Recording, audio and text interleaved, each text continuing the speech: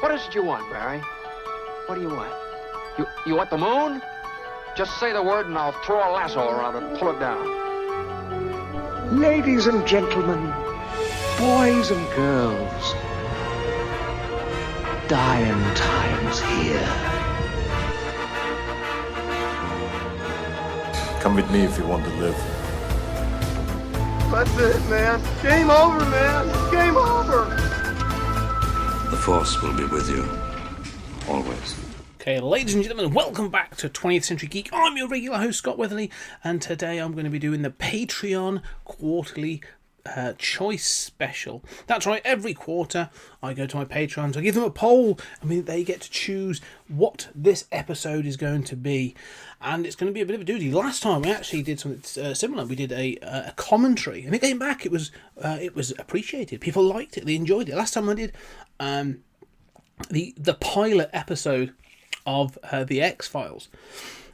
Great series, but we're going to go back even further today. We are going to be doing a commentary on a show that is very close to my heart, or at least was when I was very young. I haven't been back and watched it in a couple of years, so I'm looking forward to doing this. It's a very American show. It's something that defines the early 80s for me, or at least the mid 80s. We're going to be talking about the A-Team. Now, I have to say, Nick, who chose this episode for my patrons, I am sorry. I owe you another A-Team episode. Originally, we were going to do Series 4, Episode 7, Body Slam. And that episode is loaded with great stuff, including Hulk Hogan, Rowdy Roddy Piper, and a lot of other stuff. But, for some unknown reason, unfathomable reason, I can't get Seasons 4 and 5 on streaming, or anywhere really, in the UK. Tried it in a couple of places. There were some really dodgy copies. It was quite difficult to get. So I will figure that out, and I will do it as a Patreon special. I'll do it as just for the patrons at some point when I get around to it. But for now, we're having to go back, and I thought, well, let's do something different. Do you know what I'm going to do? I am going to go and do a check on the top 10. We'll do the top 10. What are the top 10 episodes of the A-Team? What are they? Who loves it? Who loves your baby? And what are they? So I went back, and weirdly, the later seasons definitely seem to be appreciated more. Now, I don't know if it's because they sort of just figured out the formula, or the characters fell into sort of thing, or it just reached its zenith around that time. But the episode we're going to do is, see if it comes up on here. Here we go. We're doing the A-Team, Season 3, Episode 22. We are going to be doing Bounty. And in this episode, Howling Mad Murdoch is taken hostage by a group of bounty hunters to lure in the rest of the A-Team, and they have to go and rescue him. So, without further ado, ladies and gentlemen, let's get started with our commentary of the A-Team. Right, so here we go. We've got the iconic entrance. That entrance that everybody loves. This is amazing, this stuff is. Maximum security stockade. This is the thing is, right? The Soldiers of Fortune. If you know what... I can't even read the words. The A-Team. Awesome stuff. One of the things we should highlight about this, obviously the A-Team came out in 82, 83. And it starts it lives on this wave of things I didn't really know about much till later in life. But this sort of late 70s, early 80s wave of like action TV. It's low. It's not. It's not even low budget, because it's not. It's TV budget. But you had this sort of like thing of sort of, I think maybe it started in the 60s really, but American TV is way more action oriented than British TV. We were very much comedy focused and drama focused, your period dramas and all that kind of stuff. But yeah, the American system, the American TV was really had action things, loads of cop shows, but there was more of this sort of like, I don't say vigilante, but this kind of sort of action orientated things became more and more of things, especially in the 80s. So you had like A-Team, Knight Rider, Airwolf, There was one on a motorbike, which was probably called Night something as well. Anyone who can remember that, let me know. But that's the thing, that these things happened, massively in that sort of period. And the A-Team is probably the biggest one of the things. So, one of the weird things we're going to start talking about this episode starts with going into this hospital. And one of the things I constantly forget is, although they were constantly on the run, only Hannibal, BA and Face were ever really on the run. Murdoch constantly goes back into not prison, sorry, but hospitals. Repeatedly goes back into psychiatric hospitals, and this is the case. It opens with these two cowboys, these cowboy bounty hunters, coming in to take him.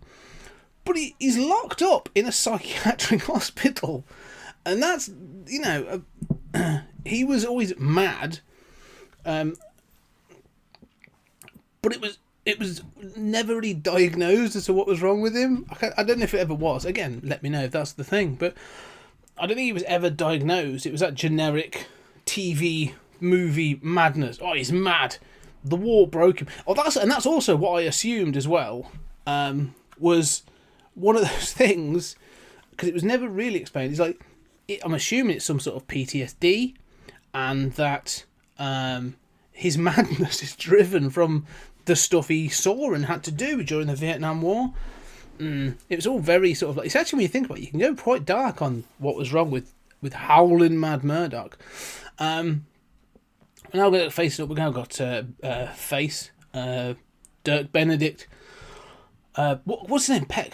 Yeah, but great character, the con man, always the sort of on the con, and the ladies man. I'd be interested, actually, as a modern thing, because I think he's a good-looking bloke. He was always the sort of the attractive one, or the suave one of the group. Ladies and gentlemen, Dirk Benedict, is he still? Do you look back and think, oh, he was a bit of a dish? This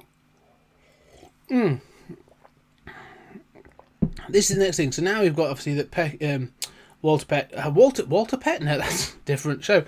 They've got the Decker, the military guy that was after them in repeated episodes. The least effective member of the military police, because he's like in Marvel, what's his name, the guy who follows the Hulk. Oh my god, how can I forget that? But that thing of always constantly chasing them down but never really getting them, it's the same thing, and they escape in the silliest ways, like for this case in a laundry basket. But he is off conning to get their money. How are they on the run? This is what I'm going to start with. This as being bizarre. Murdoch is in a psychiatric hospital, so could be sedated, could always be a thingy.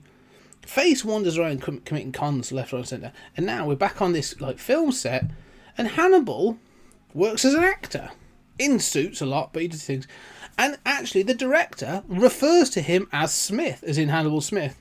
Here he goes. Here you are, Smith. Time for you to go. Calls him out. He comes out to walk off. He must have a SAG card, union membership to work on these sets. How do people not know where he is? I always find it bizarre. Even from the first series, they had this. The first season had this thing of him working as an actor, as a monster thing. But they did it as he's in makeup or in a suit, and that's where he could get away with it. But that just doesn't work.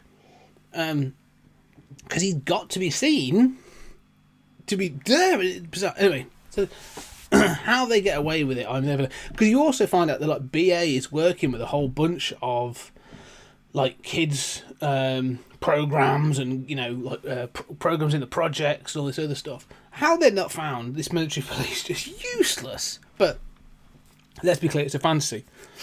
One of the things this does do, though, it actually is excellent action. We're going to get some, I think there's some good action in this. It's classed as a top episode, so I'm hoping so.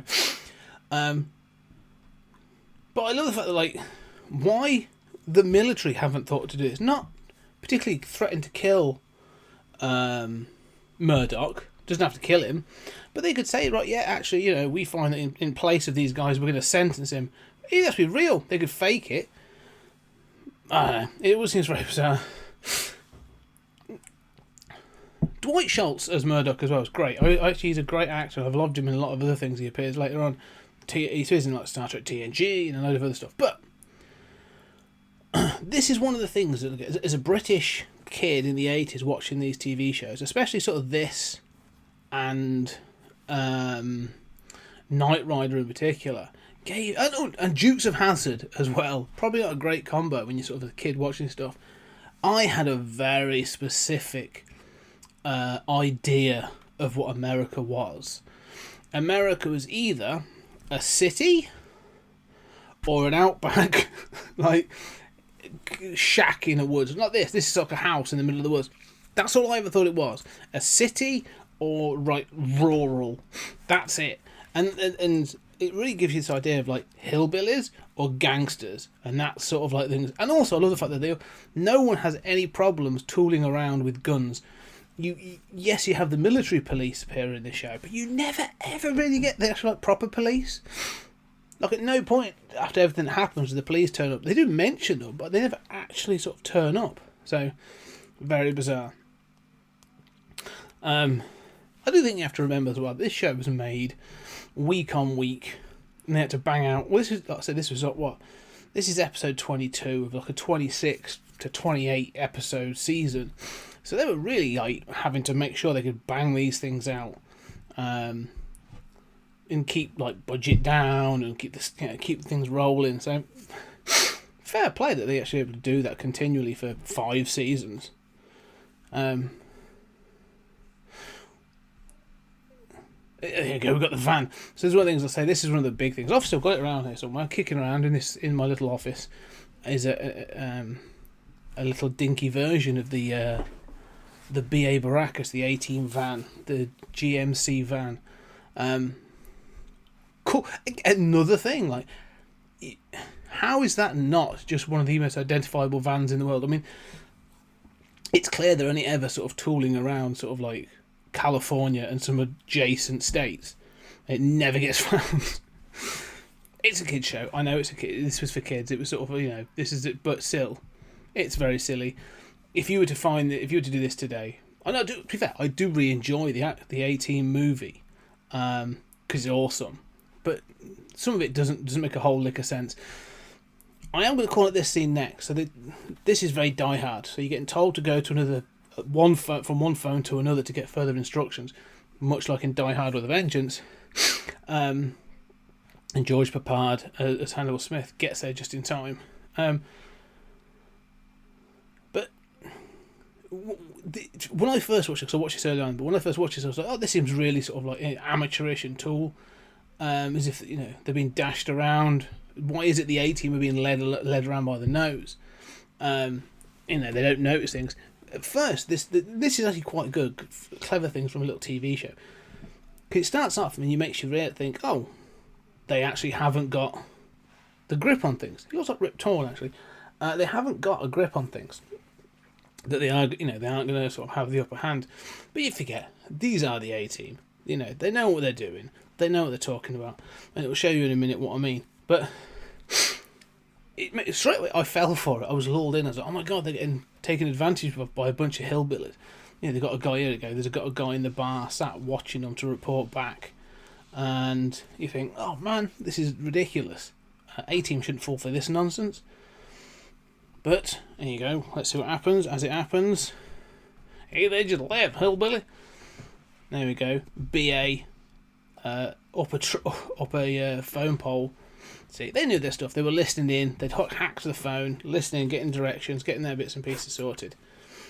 Something we should never notice about BA that's in this episode is in this episode again, series series 3 because I still can watch it. He's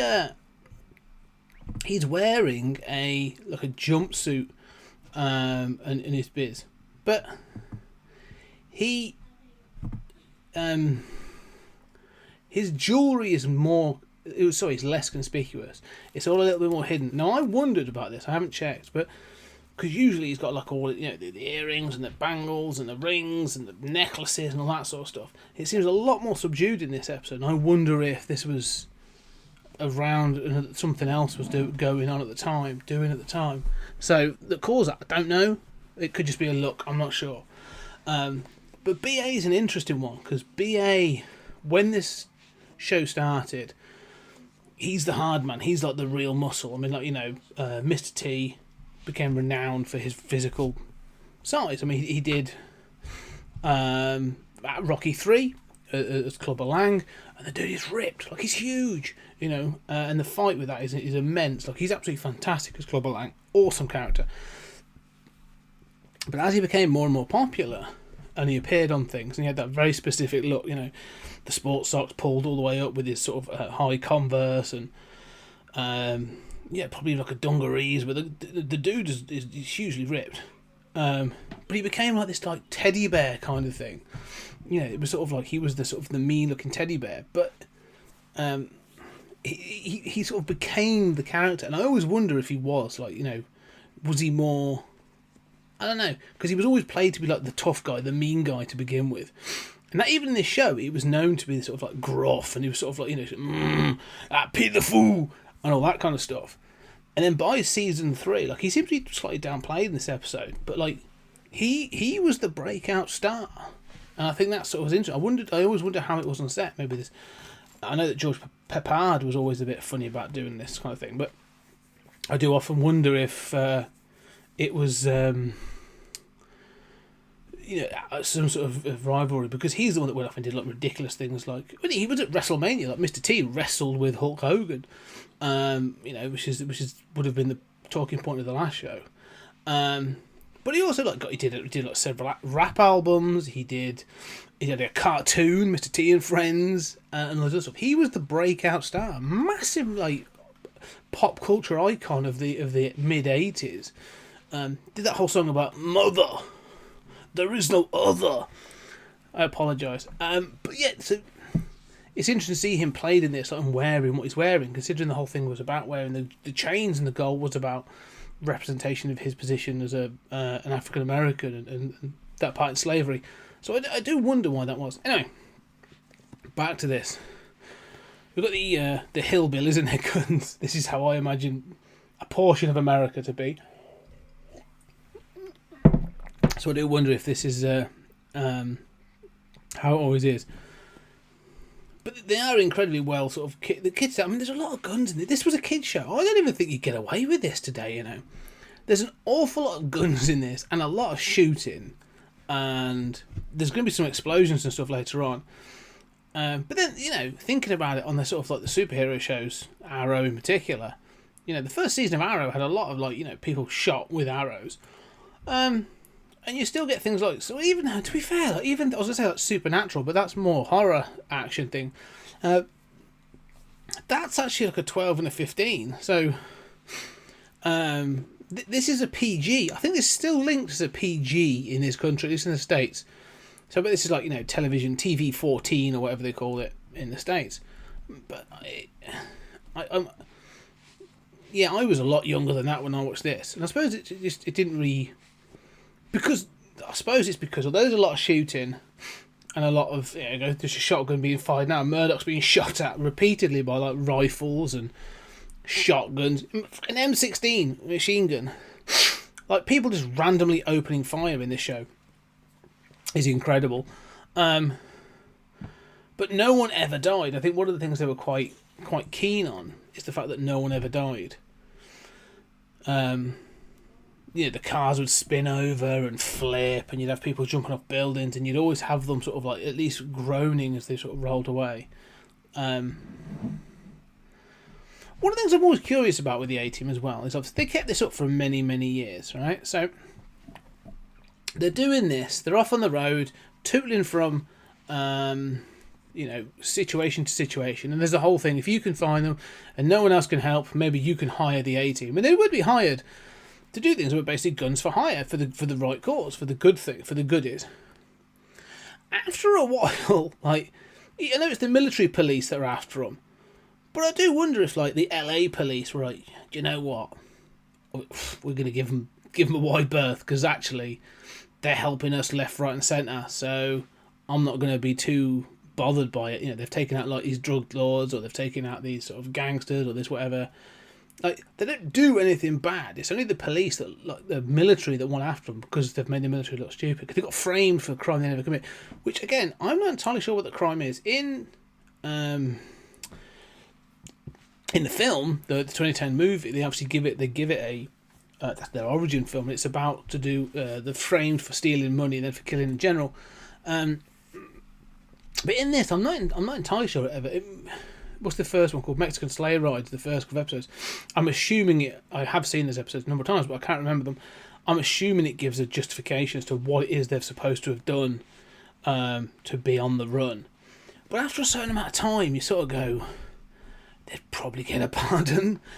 Or is it the fact that, like in the A-Team, going on the run and breaking out of prison is actually what they're on the run for? In which case, it's all just at this point, you could probably have like a whole bunch of testimonials about how awesome you've been and how much you've helped people, and they're going to go to the press, because they had a journalist. Didn't they even have a journalist who was a friend that helped them out and worked with them at one point in some of the early episodes on the early seasons?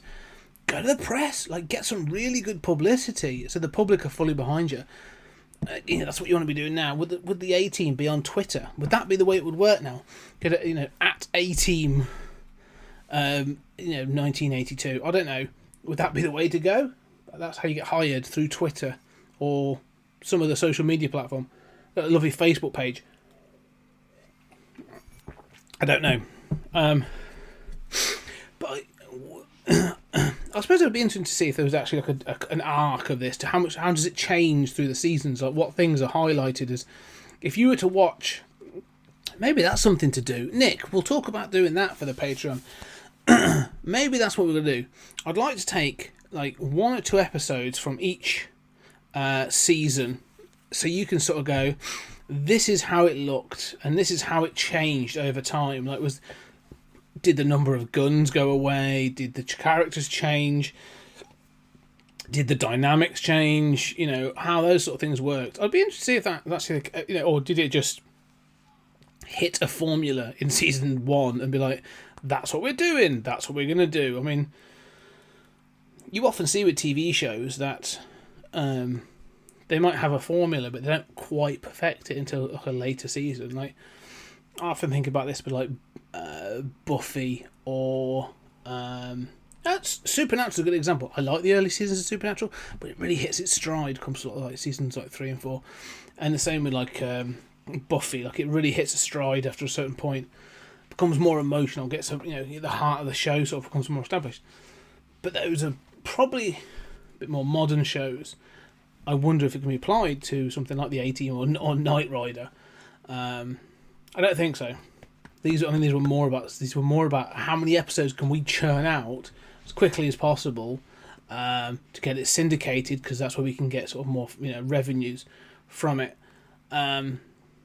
Yeah, so it probably was. They're probably like, right, here's the beats you've got to hit, and each season you've got to have a certain type of episode, because obviously budgetary episodes, budgetary reasons. Like, we've got to have a bottle episode, or here's when we're going to have the celebrity in. And again, I'm not actually entirely sure that happens until later on.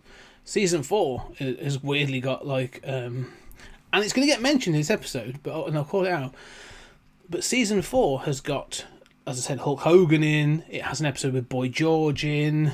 I think there's some others, but these bizarre little cameos and appearances that were made in the later seasons. I wonder if that was a sort of like, I'm a big fan and I want to do it. I mean, obviously we know, and I'll talk about it now, we know why the Body Slam episode happened was because there was the lead up to WrestleMania, and so they were trying to big up this connection between Hulk Hogan and his Hulkamaniacs and Mr. T. So, I mean, look, even this vet, right, and this again is an American thing, this vet in her blue van has got like some sort of pistol, a Colt just sat in her van, and she's ready to pull it on anybody. Like, all in 1980s, are all Americans carrying guns? I don't think so. I'm pretty sure not. But I'm pretty sure they didn't. But like, it always, like, this is my conception of America, that they're all tooled up, ready to go, and guns held everywhere. So it's an odd sort of thing, and you know. Anyway.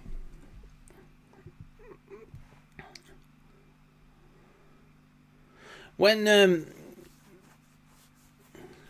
this is interesting, sort of like I say, Murdoch's actually giving her military advice. Not military. So he's got about a cap. So he's identified it's a cap gun. Again, something I owned as a kid. Oh, so it's not even a real gun. I apologise. So she's carrying around a cap gun, and Murdoch has identified it as such. Which is again interesting. Like, you don't forget that these guys are military. They served in Vietnam. Like, he was a Huey pilot. You know, he flew helicopters and fought in Vietnam. He has, you know, extensive military weapons training. So they do keep that up, which is again quite cool. So. Yeah, this thing about the fact that the dog likes Murdoch. All dogs love Murdoch. Everybody loves Murdoch. He's awesome. But I also love that as a bit of a trait, sort of like dogs being the barometer by how we should actually judge people. And again, something that happens repeatedly. Like, we see it in so many shows where they're like, "Oh, yes, of course. If the dog likes you, then you're a good person.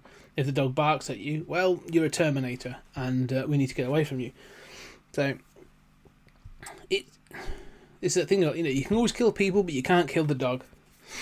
I forget what year this is, season 3. So I've got a feeling this is 84. And fashions are fascinating. Again, like, I find it really interesting watching this because Murdoch's, the A-Team's fashion, the A-Team's fashion doesn't change a great deal. Like, Murdoch dresses as Murdoch. He has that leather jacket with the tiger, the baseball cap. Hannibal wears the same stuff pretty much in and out every week. There you go. He calls that Boy George there. And Frankie Goes to Hollywood, so he's obviously a bit more sort of thing, but calls that Boy George. So Boy George appears, I think, as Boy George in the next season. So quite meta to appear as oneself in there. I didn't know Murdoch had such a good musical knowledge. So, you know, what's the saying? I completely forgot. I've gone to a different point. This is this is about to get really, really positive. Murdoch's trying to flirt. Fashion. We'll go back to fashion in a minute. But Murdoch's trying to flirt with her, and is actually incredibly positive. And there's a moment here. He says to her, like, "Oh, you know, you're a pretty girl. Why? You must have a boyfriend." And she says, "Well, I haven't got a boyfriend, you know, so I've never been caught. I've never considered myself pretty." And this bit's amazing. And he holds up a mirror to her, and she's very attractive. And he holds up a mirror to her, and she's like, "Pretty girl," and she calls him crazy. But he's very intense. But that's quite weirdly affirming for, you know, this show. Like, Murdoch and all the guys are very positive, and I think this is another thing that sort of holds true for them. Is the fact that they are supposed to be very positive. Like, they're not negative. As I said, like, BA works all these kids and all this disadvantage and all this other stuff. Like, and there's Murdoch saying, like, no, you are beautiful and you need to recognise that and you're wonderful and, you know, all this other stuff. Fascinating. The fashion. Going back to the fashion. The only one that really sort of changes and adjusts with fashion is BA. I mean, we've called that in this episode, he's wearing like quite a subdued outfit. But his stuff became very iconic, but he became both fashionable and a fashion leader. Like, I know that, you know, there was a look, a very specific B.A. Baracus, Mr. T kind of look that could easily be defined now. But I'm sure there were people that were following that, you know, that sort of the earring with the feathers, not so much with the gold, but I'm definitely sure there was a following for that kind of look. I mentioned before, so the police are involved in this, but the military had to get them involved to call them in, not the fact they were reporting to a bunch of gunshots. So, I also love American cars. Know nothing about them in any particular way, but I am a big fan of American cars, especially these old cars. There's sort of a solidity to American cars. I always think that when you see films, you know, there's like a squareness, those sort of 70s and early 80s cars. Very square, very sort of boxy, but they're very American. And then you watch like a European film, and you're like, oh yeah, there's a Citroen, there's a Peugeot, or like a European Ford or whatever, and it just looks so different, especially around this era. Like some British cars were vulgar as horrible during this period. So yeah, just American cars, yeah, huge but very distinctive. I recognise this guy. Don't know who he is, but I recognise him. Sure, he's appeared in many things. Probably it's an extra. I don't know. Anyone's watched this episode with me? Tell me if you know who he is. This is here they go, running a con. Here you go, just another con. I wonder sort of. It's not even in the film, so it was an origin story, but I wonder how Face became the con man that he is. Like, did he start a certain way? Was it that'd be a great sort of like, the A-Team prequel, sort of like how they all met or where they all came from. Give me that sort of story about how they all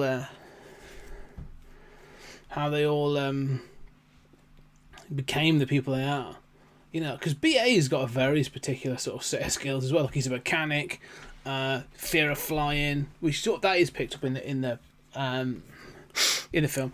But like Murdoch, I really want a darker version of this. Like, how did they all come together? Like, what's their story? Let's have a story of how Face was a kid that lived on the streets and had to con his way into sort of things, and was never able, was always dirty. That's what I've got this for you now. Face was a kid, lived on the street, he was an orphan, and always dirty, always wearing really rags, raised in poverty, and had to sort of con his way to be fed and to survive and that. And then eventually, as he got better at it, he was able to sort of wear things and was always determined never to be in poor clothing again, but was conned into joining the military by someone sort of like, if you join the military, being sent to military school, or like you have to join the military or do time. So he was already at one for that, and ended up joining the military at the back of that, and was aiming to be pulled into military intelligence. I think that would be an interesting story. And the same with BA. Like BA would be a really interesting story about how this sort of like tough, huge, fucking muscular African American kid joined the military. Like, I think they say, like, at one point he talks about the fact he comes from a poor rural background. All right, great. I want to know more of that. Like, what was his story? Where does that? What is that story? That it was BA's journey to join the military. I also want to see the story, the thing that drove Murdoch mad. Like, having to chopper into some of the most dangerous parts of Vietnam, during the war, like, dodging fucking napalm and stuff. Before we go on, this is just as a scene here. So as I'm sat watching, this is in TV. They're blowing up a car. And it's well done. Like, it's as you can imagine. This is one explosion edited to look like 15, but that's fine. I'm happy with that. But to be fair, that's pretty good going on a weekly basis. We're now getting the car chase. I'll get back to the origin stories in a second, but we're now getting into a car chase, and we're going to get the A-Team. He even refers to it as the A-Team van. Fantastic. We're now going to get the A-Team van chase, the obligatory chase with the gunshots. I mean, to be fair, this is the point where you go, all right, I can sort of see maybe why the police and military after them. The gunfire on this, like they opened fire first. They blew up a military van, or a military car. So fair enough. Whoever's really driving this van, because it's clearly not Mr. T. They must have had some proper cool stunt drivers. Do a fantastic job, because they do some like rally driving with this GMC bloody van. I used to want one of these as a kid. I now sort of realise that there's no real benefit to it. Here we go. This is the thing we've always been waiting for. Every week there's going to be some big stunt. You've had a car explosion. Now we're going to get the jump. And they couldn't do many of these. Right, here you go. So the van's going to jump over a massive thing and land on the other side. Now there's a reason they couldn't do many of those, because it fucks up the van somewhat rotten. There's no way they could do those on a regular basis, because they'd have to redo the van. Now, I don't know how many vans they'd have had on set. I reckon 4 at least, and they'd have gone through them. They use them for different things throughout the season. But jumping something like that, I mean, that would like damage your suspension and your all the other bits and pieces. So yeah, I'm really glad they do it, and it's really cool. I always think it's the same thing with Dukes of Hazzard and Knight Rider. Anything that was involved heavily with a car would have involved them having to do these kinds of stunts and repeatedly repair cars. Something I'm not sure about. I'd have to check into that, but I can imagine, especially Knight Rider, because with the Dukes of Hazzard, the car itself was tooled up for that kind of stuff. You know, had the frame inside, the girder frame, and the suspension, the big suspension. But with Knight Rider, it wasn't designed for that. It's a sports car, and so it never really looked like that. So I do wonder how they did that kind of stuff. Here we go. So anyway, to the story. So we've now got Murdoch face on the radio, reaching out through code, trying to find that Howling Mad Murdoch is there. So he's going to ring in and can be found. I'm hoping we're down to, just so you know, we're down to 13 and a half minutes. And one of the things we haven't had yet is a montage. But we've had, and this is why I don't think we're going to get a montage in this episode, it's because of an exploding car and the A-Team van jumping. So I actually think I don't think we're going to get one, because it's usually when they're trapped and they've got to tool something together and you get the music. It usually happens by about now. So let's just see. I'm curious about Mr. BA's and Murdoch's relationship. So BA is now just answered the phone, Murdoch's called into the radio station, and BA's like, "Shut up, fool! You okay?" It's like, he clearly cares about him. He actually just does care, but he's just grumpy. You know, doesn't suffer fools, but does clearly cares because he's been saved that many times.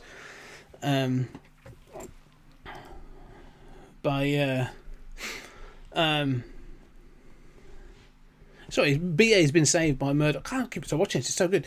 BA's been saved by Murdoch a number of times, clearly even during the war, which is why he respects him, but he does obviously realise he's nothing futs. So let's see what happens if they're expecting. Oh, another chase coming up. So they're expecting another. They're all going to converge on the radio station. So let's see. What is there in the radio station that they can use to do a getaway? Aerial, radio wave, sound. Are they going to do like a sound gun? Some big thing? I don't know. It could be anything in this show. Absolutely ridiculous. One of the things it is, although this is actually, I'd say, quality action television, it still sort of has that campiness. That she is very pretty. Her eyes are very stunning. It's got a campiness that sort of does go back to Batman 66 in that sort of way of being able to get away with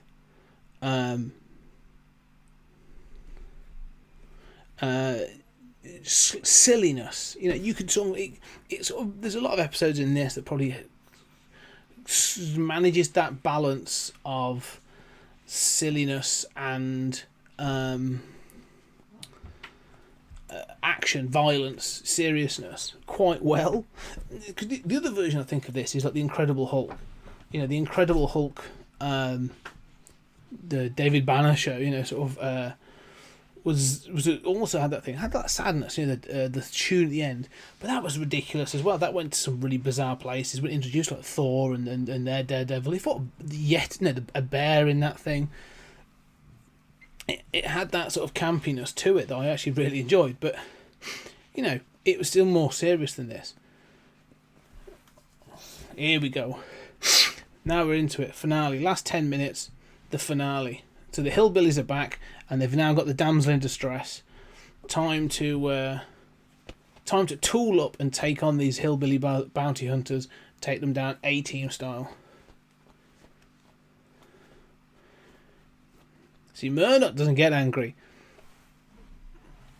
So this is interesting. I've never seen Murdoch angry before. So to see him like this is curious. So it's describing the fact that obviously, you know, this is the ransom section.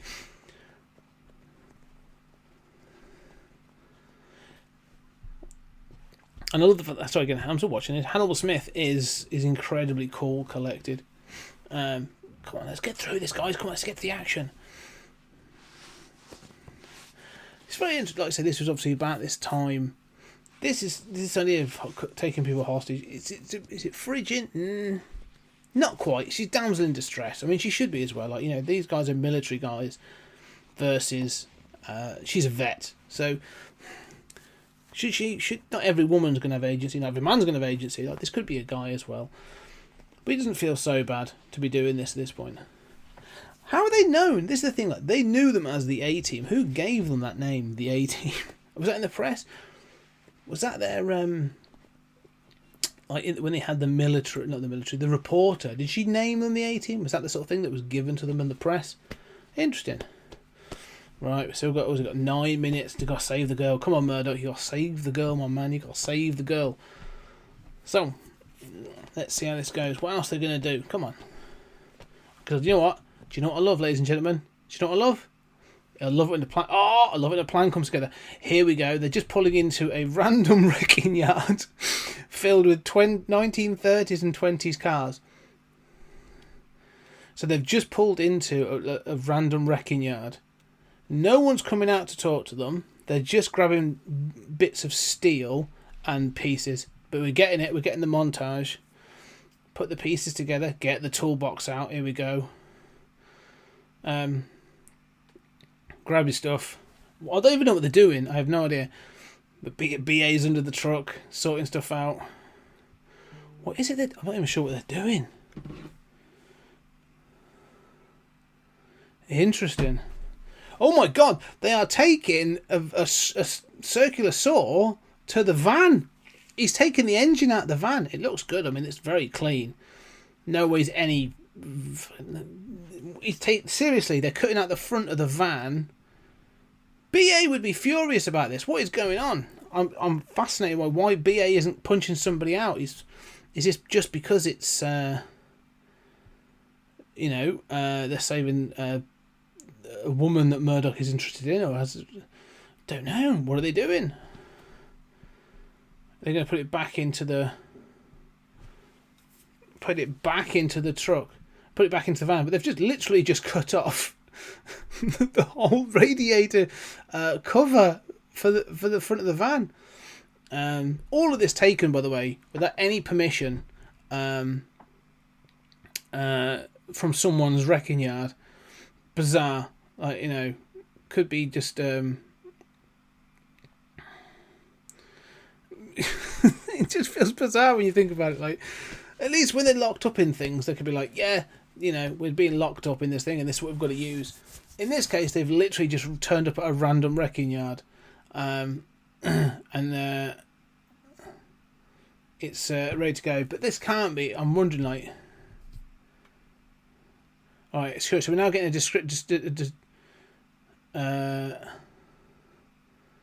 we're now getting a demo. Right, so it moves. Okay. It does things. Still not sure what it is that they're doing. It was a bit like a sort of that segment you get on Top Gear or on when they used to go or what's it called, Grand Tour, and they'll go and tool up the cars. That's what we get. But I've still no clue what it is that the van is now set up to do. Oh my god! Wow! One of the bounty hunters has now suggested he's going to rape the hostage. Not in so many words, but that's exactly what he was suggesting. 80s TV. You can buy all the fun you want. Now he's suggesting that he goes with a bunch of prostitutes.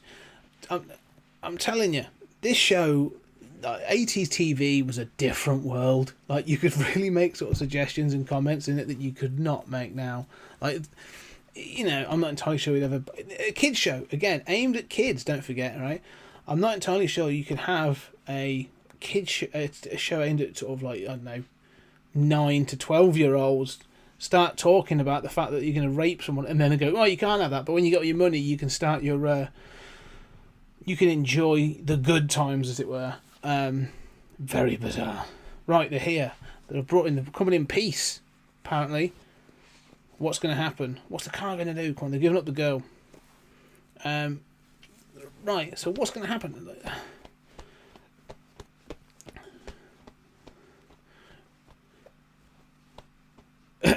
So one of the bandits just called out that, like, you don't look too tough to me, and I love BA's face. Mr. T like sneers, like, screw you, mister. Oh my god, okay, Bond style.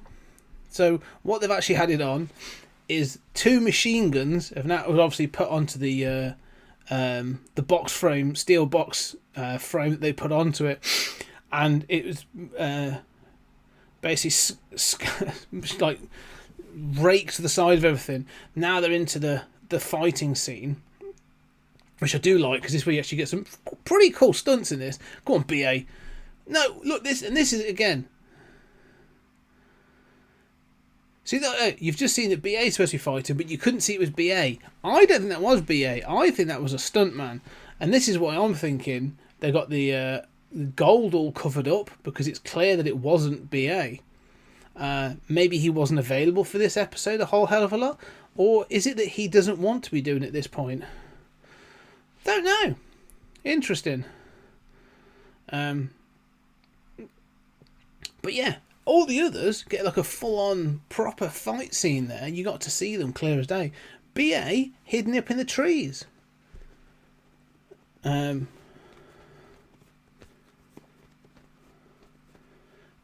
See that BA's coming down now, but that was not him fighting. Season 3 this. I'm wondering. Let me know. Come back to me on this. Anybody else that knows out there? What was Mr. T's status on the show by season 3? Was he being a diva? Was there something wrong there? What was going on? Because he definitely wasn't involved in that final fight. Like, he shit it and ran off into the trees, and some other dude dressed like him went and did all the work. So, BA. Yeah, well, Mr. T. I'm not calling him out, but I'm just saying. Bit interesting. And Murdoch back at the Murdoch back at the hospital returns. He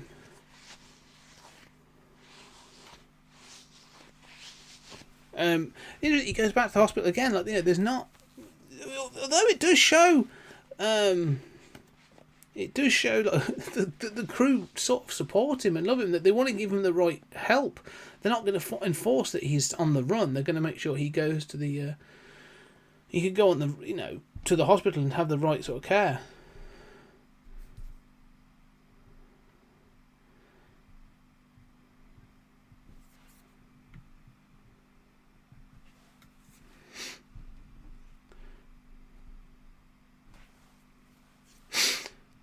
So she's now come to visit him in hospital, and cool that she's going to be like, oh no, what we could, I don't know, make a go of it, do something. I don't know if it follows up anywhere, but that's quite cool that she's sort of like, yeah, you're clearly in a sort of psychiatric unit, and I'm not going to be scared away.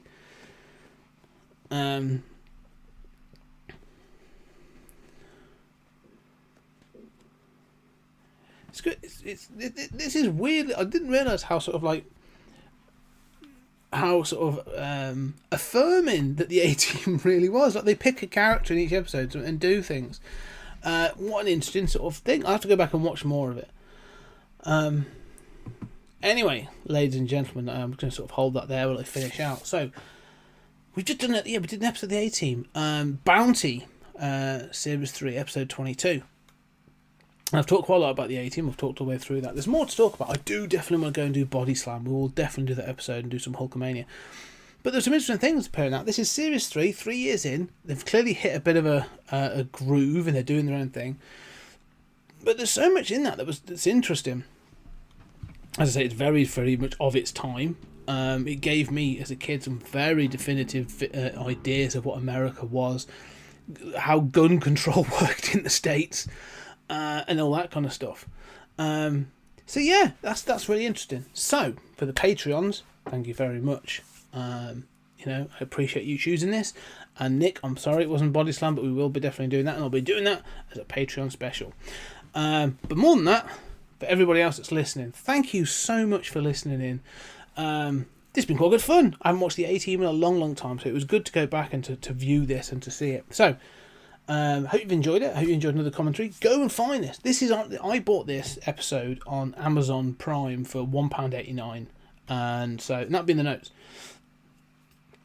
So, you know, go back and listen to this and watch it alongside. Watch it alongside and see what you think.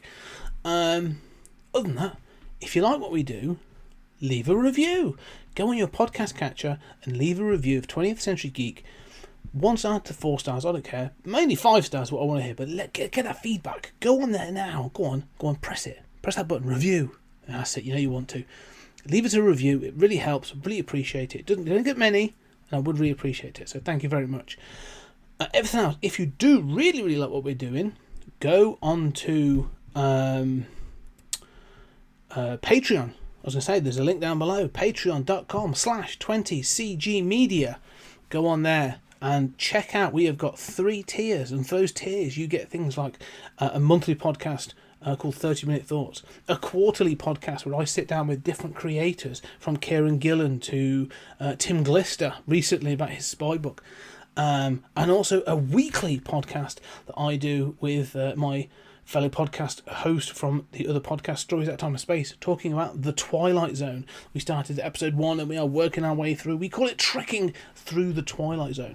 It is absolutely fantastic. I'm so proud of what we're doing that.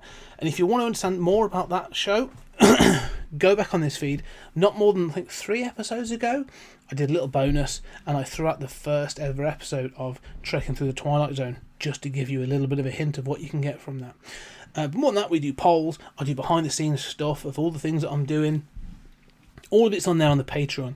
That's patreon.com/20cgmedia. And it really helps us cover off all our sort of our costs for hosting and all the other bits and pieces that we do. £1.89 for episodes of the A-Team. And so, yes, really appreciate that. And there's so much more to do. If you want to come find us, you can contact me on email, 20thcenturygeek@gmail.com. But on Twitter and Facebook and Instagram, I'm always on there as at 20th Century Geek. So come and find us and have a chat. And spread the word. Let your friends know about the podcast. We really appreciate all word of mouth promotion. Anyway, ladies and gentlemen, we'll be back in the next episode with a bit more storytelling. That's right, we're going to be back with stories to tell and 20th Century Geek story time. And I'm going to be talking about a very different kind of story. So, ladies and gentlemen, thank you very much, and we'll talk again soon.